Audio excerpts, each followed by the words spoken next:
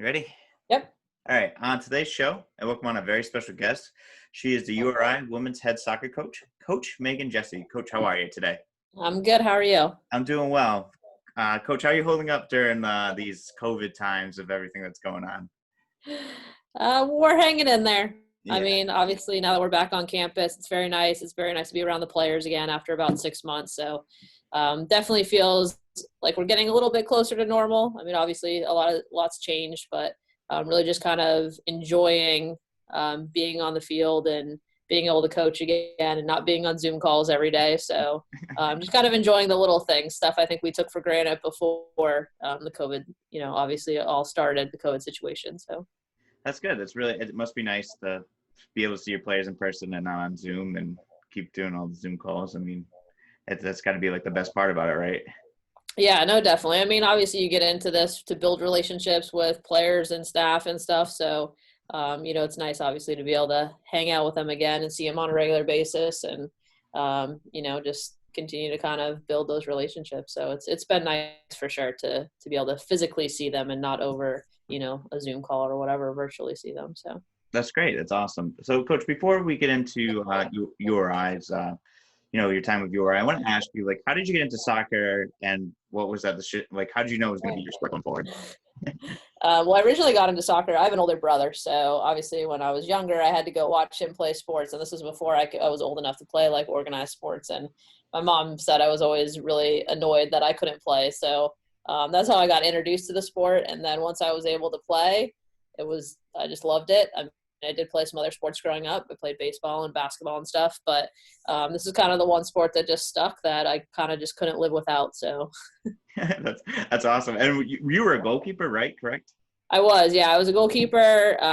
Pretty much as I got older, I was only a goalkeeper. When I was younger, I kind of played all over on the field and stuff as well. But probably once about high school came, I pretty much specialized in goalkeeping. So how does that position, like, how specialized is that position to be, like, you have to be all defensive, correct? And like be like almost like a coach on the field?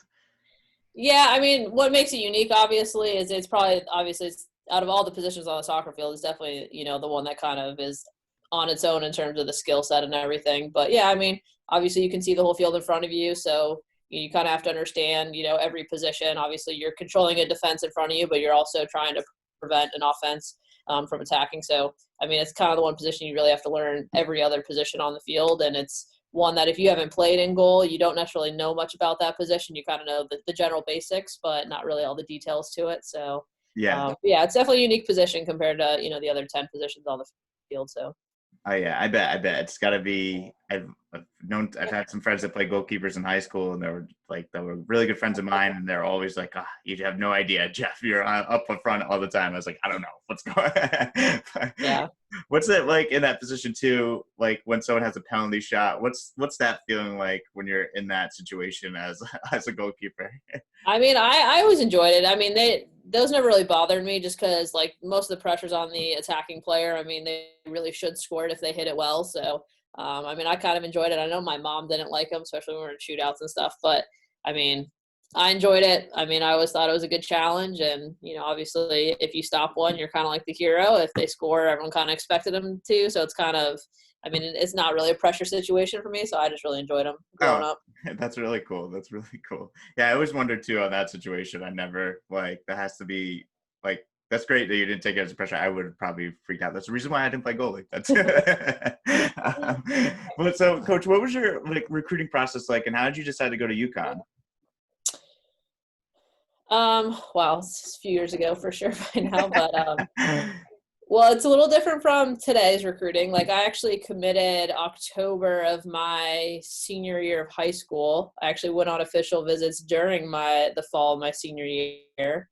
It was actually in 2001, so I actually had some visits canceled because of 9/11. Oh, wow. So, and some that I didn't reschedule, but I ended up going on 3 kind of official visits to, different schools. And I guess, when I went to UConn, it was actually the first visit I went on, and I loved it, but obviously I didn't really have many other schools to compare it to at that point.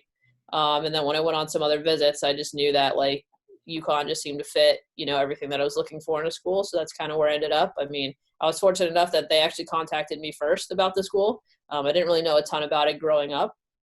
So once they've kind of reached out to me and had interest, and we kind of went through the whole process together, just being very clear that that's where I wanted to be. So That's really cool. And did you have like a favorite memory while you're playing at UConn, or like a specific game that you remember? probably my junior year, we were playing Notre Dame in the Big East final. We were down 2-0 in the second half. It actually came back and won. So Oh, wow. with about 11 minutes. Actually, no, sorry, we were down 1-0. Came back and won 2-1. Scored 2 goals in the last 11 minutes for what was our first Big East tournament title at that point. Wow, that's awesome. What's it Yeah, like winning the Big East title? I mean, it was pretty cool. I mean, anytime you can win championships, win a ring, obviously with your teammates, you Yeah. never forget that. I mean, and to win it against Notre Dame, because that was obviously our biggest rival at the time. So, with the old Big East, obviously those schools were always up against, whether it was soccer or basketball or anything. So that's what made it a little bit sweeter as well, is beating them. So definitely probably the number one memory. I mean, probably pretty close, if not, pretty much even, as probably went to the Final Four my sophomore year. So. Oh, wow, that's really cool. Yeah. Like that's a big thing, making the Final Four. It's like a once a lifetime thing kind of type deal, huh? Yeah, I mean, I've been fortunate to be there as a player and a coach. So, I mean, to be there twice is awesome. Most people don't go once. So, definitely very fortunate for the experience. Unfortunately, haven't come back with the ultimate prize at this point of the national title. Lost in the national championship game, lost in this national semifinal. So, hopefully, in the future in my career as a coach, I'll be able to bring home the ultimate national title. But, I mean, definitely being there for sure is just an amazing experience. So. That's really cool. What's the atmosphere like for those tournaments? Honestly, it was a great atmosphere. I mean, there's always a club tournament kind of running at the same time, so there's a ton of club players there. It was down in Cary, North Carolina, so it was sold out. It was an awesome atmosphere. I mean, obviously with women's soccer, crowds differ based on where you're playing and stuff, but to be playing in a crowd like that, and obviously knowing a lot of, seeing Connecticut kind of, painted on the field, all those like little things that you kind of see on TV and stuff. I mean, that was pretty cool. So like everything was just a first class experience, that the NCAA in terms of like how the host of the event and stuff. So it was cool. It was really cool. Obviously would have been a little bit nicer if we won in the end, but obviously make it to the national final game and stuff was still, an awesome experience. You're saving the championship for URI. That's what you're doing. Yeah, I think that's what I was doing. Yeah, that was like all part of your that was all part of your plan. That's Yep. And what was your decision to get into coaching? Like, how did you decide to get into coaching? What was that transition like? Yeah, I had done a decent amount of like coaching during the summers with camps and stuff during my college career. So I really enjoyed it. When I finished playing my senior fall season, that spring I had kind of interviewed for some jobs, and I was actually offered a couple of jobs. They're like marketing sales jobs. And I was just like, I don't know if I can do this long term. Like I'd probably make some money and stuff, but probably like 6 months in, I'd be like, this is not for me anymore. So I knew I wanted to stay in soccer in some form, just because it had been such a big part of my life, and I wasn't ready just to walk away from the sport. So I kind of started doing club stuff and ultimately working at like an indoor arena in Connecticut for a year. And I knew I wanted to get back to the college game. I really did enjoy the college game as a player, obviously. But it became pretty clear pretty quickly that I wanted to coach, that was kind of the best case scenario and stuff. So was fortunate enough to get a graduate assistant at Slippery Rock University a year out of college. So that was kind of my start to college coaching, which was great. So, and then obviously once I kind of got a taste of it, I've kind of never looked back. It's just been a joy for the last, was it 15 years now? So time's gone pretty quick, but no, I mean, I knew I didn't want to go anywhere else, and I love the college game, so it kind of just all fell into place, which was nice. And that's awesome. That's really cool, and that's awesome that you're able to do that. And like, how did you get your job at Wake Forest, and what was like a part of being that? Like, you were part of an amazing team. Obviously, you guys won an ACC title, and you made 6 NCAA championship appearances. Is that right, or is that Yeah, no, I think that's right. Yeah, it sounds right. Oh man. Yeah, I mean, honestly, the whole thing about networking is a huge deal. And, that's really how I kind of got in the door at that job. I knew the coach that was there that was actually leaving the position, and he had talked to the head coach that was there and kind of set me up with an interview and stuff. And ultimately that's how I got the job. So networking is definitely a huge thing. That was probably the main reason I got the job, because I had that connection. So that was great. And, obviously to get it a year into Slippery Rock was awesome, to be able to, jump into an ACC program for sure. The ACC is such a great conference to be in. Definitely a transition when you first get there for sure, because just the talent across the conference, it's just there's no easy game. I mean, there's not many conferences where you're playing a team like Duke on Thursday and then turning around and playing UNC on Sunday and, and all, ranked in the top 10 in the country. So, I mean, it was a great experience down at Wake, to be able to build it to the point where we went to the first Final Four with that program, and obviously won the ACC championship. And those were some special years. So definitely a great experience down there. And then, the head coach, Tony DeLuise, learned a lot from him. I think that's one reason I stayed there so long, was just because he was just a great mentor and, head coach to work for. I learned a lot. And, our styles in terms of how we look at, the game and stuff, bigger picture, are very similar. Our philosophies are very similar. So it made it very easy to be in that environment and very enjoyable. That's really cool. And what's it like? Like, how many ACC titles did you guys actually win? How many rings do you have? So we have one ACC championship, and then we actually lost in the finals the next year in penalty kicks. So I was a little disappointed, but that was also the year we went to the Final Four. So, so one ring from there, and then 2 rings from when I played at UConn in Big East ring. So. Oh, that's really cool. Damn. Do you still have them? Are they in your office? I do. I still have them. They're not in my office.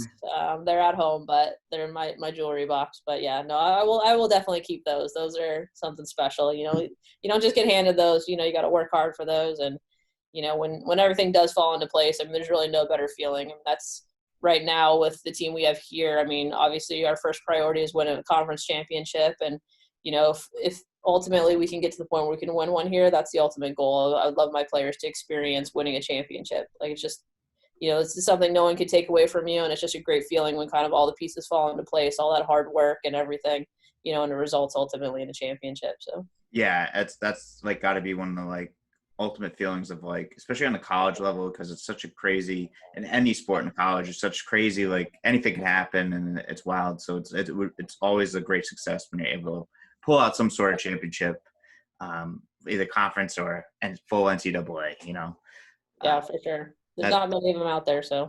Yeah, exactly.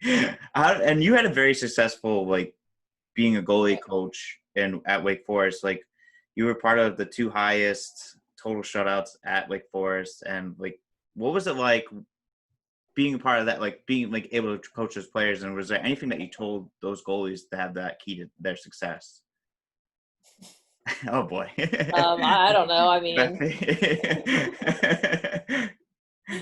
mean, they put the work in. I mean, obviously you just try to give them the tools to do it. But, I mean, Aubrey Bledsoe was obviously a big part of that. And she's, playing with the Washington Spirit in the NWSL right now. And, obviously I love watching her play now, and she's come a long way from her freshman year. But she also put the work in. She was constantly working, and, I mean, I'm kind of more there for support. I don't know if there's one particular thing I said, that changed anything, but, you preach consistency a lot, and putting in the work and, learning from your mistakes and being willing to make mistakes. And, and I mean, she made it easy. She was very enjoyable to coach because, she just loved to train and work hard and was always looking to get better. And I really did enjoy the fact that because she was a goalkeeper at a pretty high level, that you could really break down the game like in real detail, where with some kids you're still kind of stuck more in the basics, but she was a goalkeeper where like you could break down the game footage, really to the most basic level and then ultimately to the most advanced level. So it was really an enjoy, like, and she actually pushed me as a coach because, you're constantly trying to make sure that you're challenging her, and every year she comes back better and better. So it was kind of probably worked both ways, honestly. She made me a better coach, and hopefully I made her a better player. And, like now it's just enjoyable to watch her play. But she's definitely a big reason why, we were so successful those few years where we had the ACC championship and the Final Four appearance. And then obviously we had some good players on the field in front too as well. But yeah, that's awesome. That's so cool. And that's really cool that you're like, you pointed out saying that, like, you both learned from each other and helped each other grow. I think that's important as a coach in any sport of aspect. It's like you learn from your players and you grow and everything like that. Now, what was your decision to come to URI? How has your time been at URI?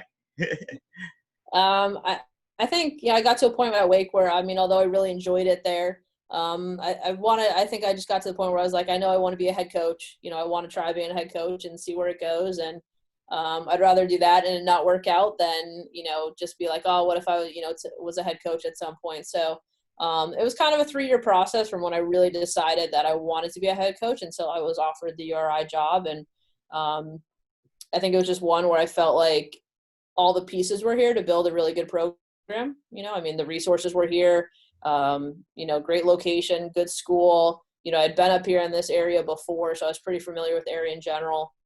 And, you know, I mean, I just felt it was a program, you know, that I could build into something. I mean, that was, you know, the main thing. I was really excited about the job.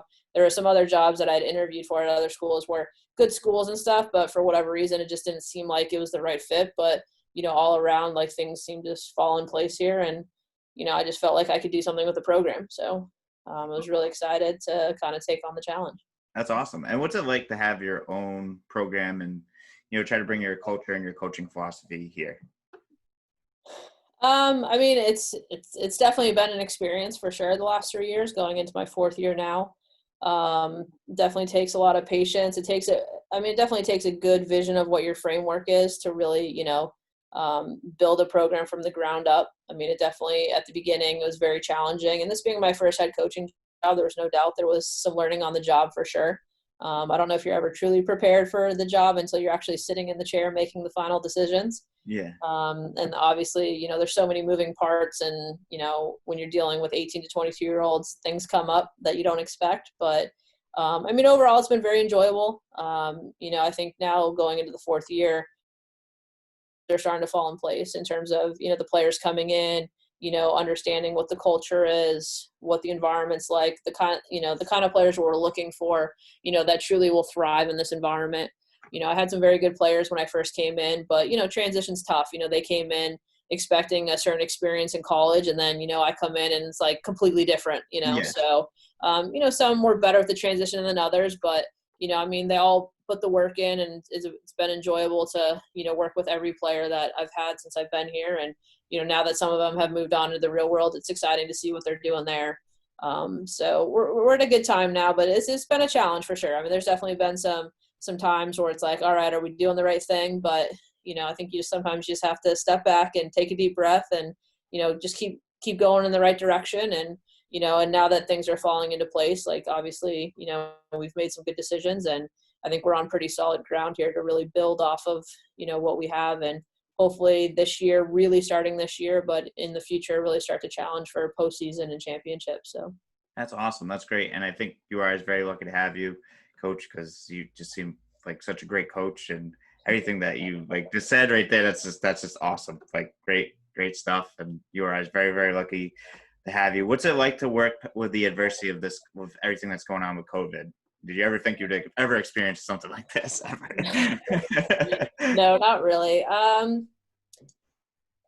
I mean, it's kind of, you're learning as you go. I mean, you try to educate yourself as much as you can about the situation, and, you know, obviously trying to communicate with the players as much as possible about what's going on and what the expectations are, and, you know, kind of what's happening, so they can kind of, you know, calm some of their anxieties about what's happening. You know, obviously each class is a little different. You know, the freshmen coming into an environment that's all foreign to them, and then you add COVID on top. Yeah. You know, it's challenging for them, and they have a lot more questions. And then the seniors, you know, who obviously have had a decent experience up until, you know, now, and then, you know, they lost a little bit of their spring season, but now they're like, do we have a spring or senior season? Do we, you know, so obviously, you know, for them, there's different challenges. But, you know, this group's made it very easy to kind of, you know, go through the transition. They've been willing to do their parts, and, you know, so, I mean, definitely challenging, probably frustrating at times, because, you know, you make some plans and then it gets canceled. And then, you know, now we're on to the spring season, and they're talking about, you know, the start date of February 3rd and all this stuff, which is great, but there's still so much up in the air. It's,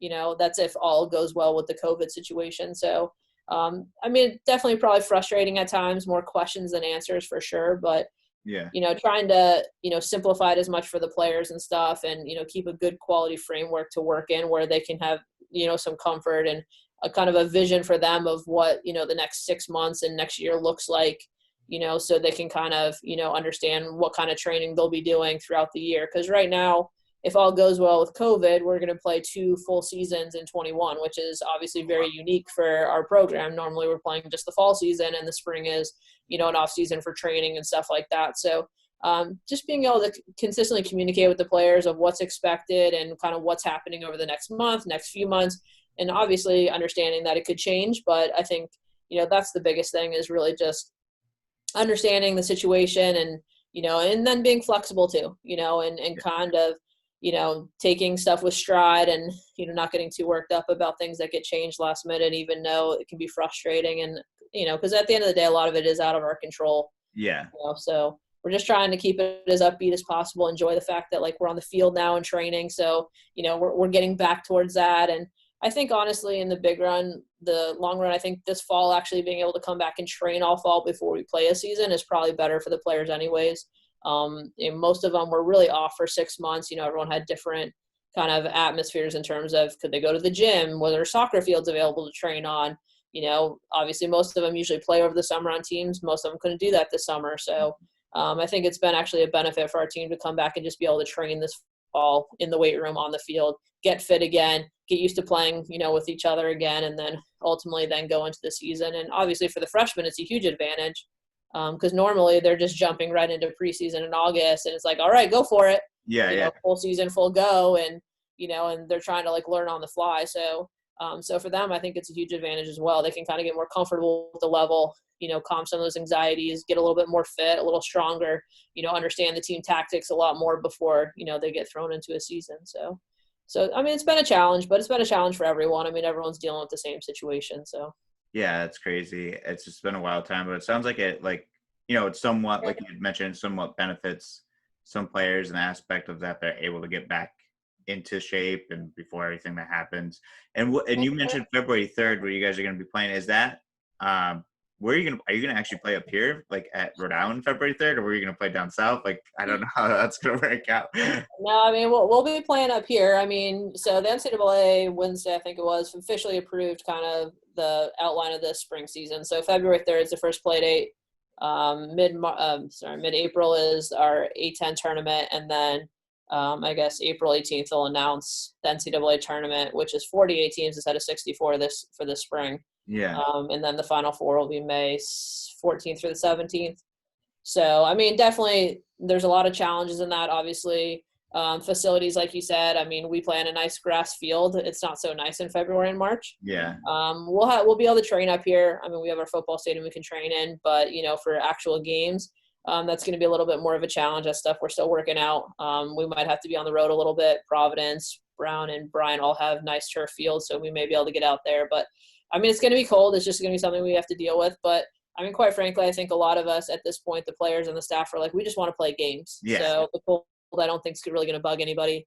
They just want to play at this point. So, but no doubt, there's definitely some challenges for a spring season. I mean, every sport here at URI is going to be going at the same time, basically. So, Wow. where normally you have, like, football in the fall and soccer's, and then you got your spring sports. Now it's everybody's playing. So you got basketballs and football and soccer's and baseball and softball. So, so definitely some challenges, and obviously resources.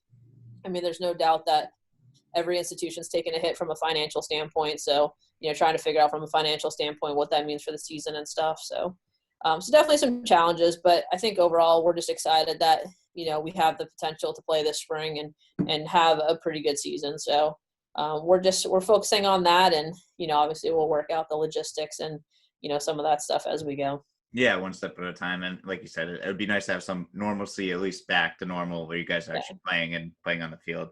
And what's your outlook on the upcoming season? I mean, I'm really excited. I mean, 2020 was always a year when I took over the program that I really thought things would start to fall into place. I mean, the first 2 years you're going through a lot of transition, new players coming in, but, obviously young. This is kind of the first year where I feel like we have the talent, the depth, and the experience kind of in this environment where we can really compete at a high level.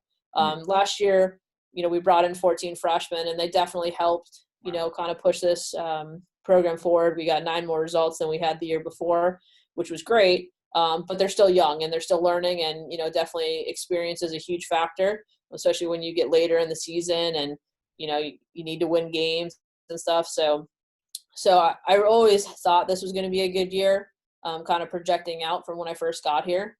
We actually had put together a pretty challenging schedule. I mean, we had Wake and NC State on the schedule, Wow. because I really thought this was a year where we could go down there and really compete with those teams. I mean, obviously they would still be hard games and, a challenge to win, but, we could legitimately potentially steal one of those games, which I was pretty excited about. So I always thought this was going to be a good year for us. So I'm really excited now that everyone's kind of here and we've seen them train for a week, that I think, by far, I think top to bottom in terms of depth and all that stuff, I think this is definitely one of the best teams, I've had since I've been here. So I'm really excited, and our senior class has done a great job. This is the first, they were freshmen when I got here, so they've been through the whole process with me. So I'm definitely very proud of that class for putting in the work and, really buying into, what we're trying to do here. And, that leadership is definitely showing even so far this week and even over the summer and stuff. So now that we have that leadership and that experience, I think that's what really is going to help us, going into the spring, into the season. So, but I'm very excited. I mean, this is a good time to be in the program. So.